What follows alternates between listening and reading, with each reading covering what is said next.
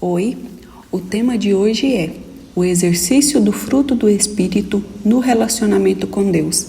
Eu sou a Gesana Braga e escrevi esses textos para compor o projeto Pão de Cada Dia da igreja em que congrego, Assembleia de Deus Ministério Madureira, em Anápolis, Goiás, Brasil.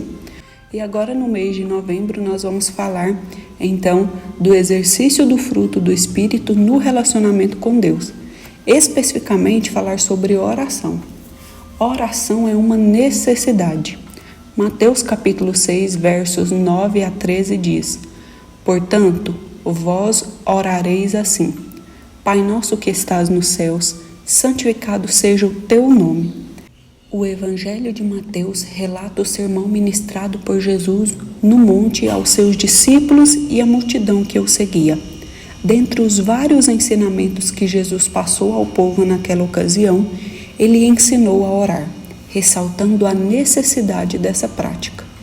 A oração deve ser um diálogo do homem com Deus, um momento de conexão da criatura com o Criador. E ninguém melhor do que Jesus para ensinar o modelo que essa oração deve ser feita. Na estrutura dessa oração, vemos a exibição da relação entre Deus e o homem, a humanidade. O texto diz, Pai Nosso. Seguido então de adoração, reconhecimento da soberania de Deus, reconhecimento da necessidade de perdão de Deus e também o perdão entre os homens, reconhecimento da onipotência de Deus e finalização com a adoração ao verdadeiro Deus. Então essa é a estrutura que a gente vê ao ler essa oração que é conhecida como a oração do Pai Nosso, relatada em Mateus capítulo 6. Assim, essa oração do Pai Nosso não deve ser apenas decorada e recitada rotineiramente sem nenhuma intenção ou racionalidade, mas é um modelo que indica a forma que o Pai gostaria que falássemos com Ele. No momento de oração, o discípulo de Cristo expressa o seu amor e fidelidade a Deus e a alegria também em servi-lo. 1 Tessalonicenses capítulo 5, versículo 17. Orai sem cessar. Quando nós falamos de frequência da oração, nós percebemos que nenhum relacionamento sobrevive sem comunicação. Logo, não é possível ter um relacionamento com Deus sem oração. A Bíblia nos ensina que devemos ter uma alta frequência de oração. Orai sem cessar, ou seja, constantemente. Precisamos orar diariamente, pois é esse relacionamento com Deus que nos mantém de pé em todos os aspectos da nossa vida. Daniel orava de joelho 3 vezes no dia. Isso está relatado lá no livro de Daniel, capítulo 6, versículo 10. E nós também precisamos ter esse compromisso diário de entrar na presença de Deus. Proponha hoje aumentar a frequência de sua oração na sua semana, nos seus dias, e assim estreitar seu relacionamento com Deus. A disposição de se colocar sempre em oração é uma evidência de que temos as virtudes do fruto do Espírito latentes em nossas vidas. E quanto mais oramos, mais teremos essas virtudes. É um ciclo. 1 Timóteo, capítulo 2, versículo 8. Quero, pois, que os homens orem em todo lugar, levantando mãos santas, sem ira nem contenda. O apóstolo Paulo, ao escrever para Timóteo, seu filho na fé, o orientou a orar por todos os homens. E a oração deveria ser feita em todo lugar. Desse modo, nós também precisamos orar na igreja, que é a casa de oração, em nossa residência ou em qualquer lugar que estivermos, na rua, na escola, no trabalho, em um ambiente de lazer e descanso. Devemos apenas ser cautelosos quanto à oração em voz alta, visto que em alguns momentos a oração mental, sem sair o som nos nossos lábios, é a mais correta. Inclusive, precisamos ter cuidado para que nossos momentos de oração, de estreitamento do nosso relacionamento com Deus, não seja exibicionismo.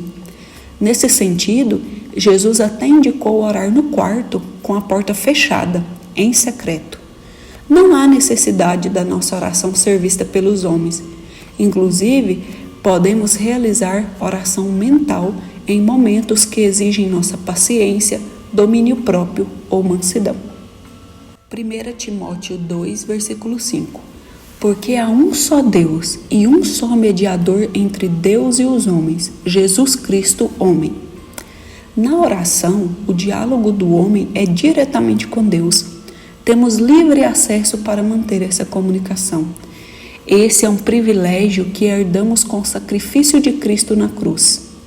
Assim, Paulo orienta ainda Timóteo que só existe um mediador entre Deus e os homens, Jesus Cristo.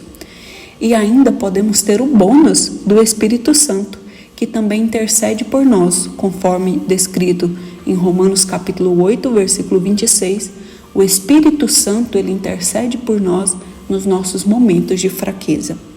Portanto, os participantes de uma oração devem ser a Trindade, Pai, Filho e Espírito Santo, e o homem. Apenas Jesus pode rogar por nós. Todos os outros modelos de oração diferentes desse são antibíblicos. João capítulo 15, versículo 7. Se vós estiverdes em mim e as minhas palavras estiverem em vós, pedireis tudo o que quiserdes e vos será feito. Nossas orações podem ser de adoração, intercessão, gratidão, confissão de pecados e também pode ser uma petição. Muitas vezes queremos receber algo de Deus, seja para a nossa vida, família, sociedade ou amigos. A palavra de Deus diz que tudo o que quisermos será feito. No entanto, para que isso se cumpra em nossas vidas, existe uma condição. Se vós estiverdes em mim e as minhas palavras estiverem em vós. Ana era uma mulher estéril que orou e pediu a Deus um filho e seu desejo foi concedido.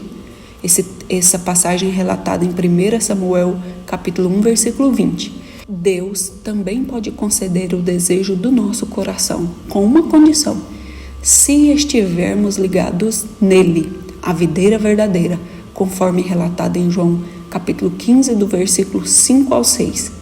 Quando estamos ligados na videira, em um relacionamento estreito com Deus, os nossos frutos são evidentes. O velho homem com as obras da carne desaparece e o novo homem com as virtudes do fruto do Espírito nasce em nós para a glória de Deus. Até mais. Tchau.